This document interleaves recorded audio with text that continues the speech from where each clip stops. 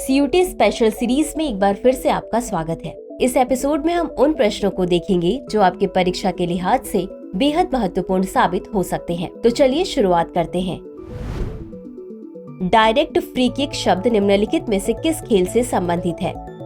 ए basketball, B baseball, C volleyball, D football. इस प्रश्न का सही उत्तर है विकल्प डी फुटबॉल। चलिए देखते हैं इसके विश्लेषण को।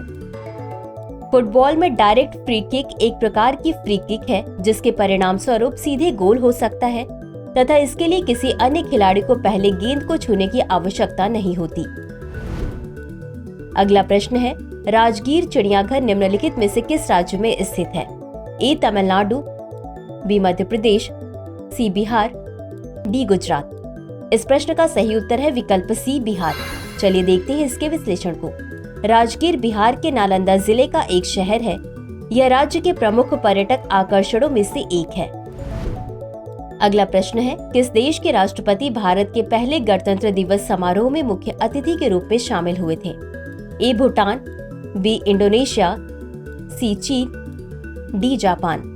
इस प्रश्न का सही उत्तर है विकल्प बी इंडोनेशिया। चलिए देखते हैं इसके विश्लेषण को। जनवरी 1950 को आयोजित प्रथम गणतंत्र दिवस समारोह के मुख्य अतिथि इंडोनेशिया के राष्ट्रपति सुकर्णो थे। अगला प्रश्न है, नल चरितम नाटक किस भारतीय नृत्य शैली से संबंधित है? ए कथक, बी कथकली, सी सत्रिया, डी ओडिसी। इस प्रश्न का सही उत्तर है विकल्प बी कथकली। चलिए देखते हैं इसके विश्लेषण को। नल चरितम नाटक कथकली नृत्य शैली के अंतर्गत एक व्यापक रूप से मान्यता प्राप्त प्रस्तुति है। अगला प्रश्न है, शिव रॉय पहाड़ियां भारत के किस राज्य में स्थित हैं? ए छत्तीसगढ़, बी ओडिशा, सी राजस्थान, डी तमिलनाडु। इस प्रश्न का सही उत्तर है विकल्प डी तमिलनाडु। चलिए देखते हैं इसके विश्लेषण को। शिव रॉय पहाड़ियां तमिलनाडु के पूर्वी घाट क्षेत्र में स्थित एक पर्वत श्रृंखला है। अकबर के दरबार में कितने रत्न होने की बात कही जाती है? ए 9, बी 7, सी 100, डी 24। इस प्रश्न का सही उत्तर है विकल्प ए 9। चलिए देखते हैं इसके विश्लेषण को। अकबर के दरबार में 9 प्रतिष्ठित व्यक्ति थे जिन्हें नवरत्न के रूप में जाना जाता था। अगला प्रश्न है, एंसिलोस्टोमा के लिए सामान्य शब्द क्या है? ए टेप वर्म, बी गोल कृमि, सी हुक वर्म, डी फाइलेरिया कृमि। इस प्रश्न का सही उत्तर है विकल्प सी हुक वर्म। चलिए देखते हैं इसके विश्लेषण को। एंसिलोस्टोमा परजीवी हुक वर्म का एक वंश है जिसमें एंसिलोस्टोमा डुओडेनल और एंसिलोस्टोमा सिलैनिकम प्रजातियां शामिल हैं जो आमतौर पर एशिया, अफ्रीका और दक्षिणी यूरोप के कुछ हिस्सों में मनुष्यों को संक्रमित करती हैं। अगला प्रश्न है, भारतीय संविधान के किस अनुच्छेद के तहत इंटरनेट तक पहुंच मौलिक अधिकार है? ए अनुच्छेद 19, बी अनुच्छेद 20, सी अनुच्छेद 21, डी अनुच्छेद 22।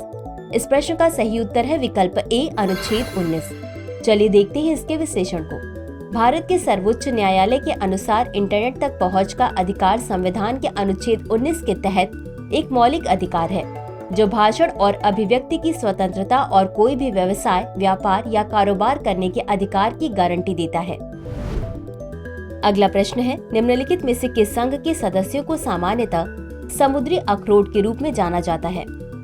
ए आर्थ्रोपोडा, बी टेनोफोरा, सी मोलस्का, डी प्लेटीहेलमिंथिस। इस प्रश्न का सही उत्तर है विकल्प बी टेनोफोरा। चलिए देखते हैं इसके विश्लेषण को। फाइलम टेनोफोरा के सदस्यों को सामान्यतः समुद्री अखरोट के नाम से जाना जाता है। अगला प्रश्न है, पुष्पीय पौधों में अंडाशय निषेचन के बाद निम्नलिखित में से किसमें विकसित होता है? ए बीज, बी फल, सी जड़, डी तना। इस प्रश्न का सही उत्तर है विकल्प बी फल। चलिए देखते हैं इसके विश्लेषण को। फूल वाले पौधों में निषेचन के बाद अंडाशय फल में विकसित होता है। बता दें कि अंडाशय के अंदर के बीजांड बीज में विकसित होते हैं। यह परिवर्तन पौधे की प्रजनन प्रक्रिया का एक महत्वपूर्ण हिस्सा है। तो चलिए अंत में देखते हैं आज के अभ्यास प्रश्न को। सौर मंडल में कौन सा ग्रह सबसे प्रमुख वलय प्रणाली के लिए जाना जाता है? ए बृहस्पति, बी यूरेनस, सी शनि,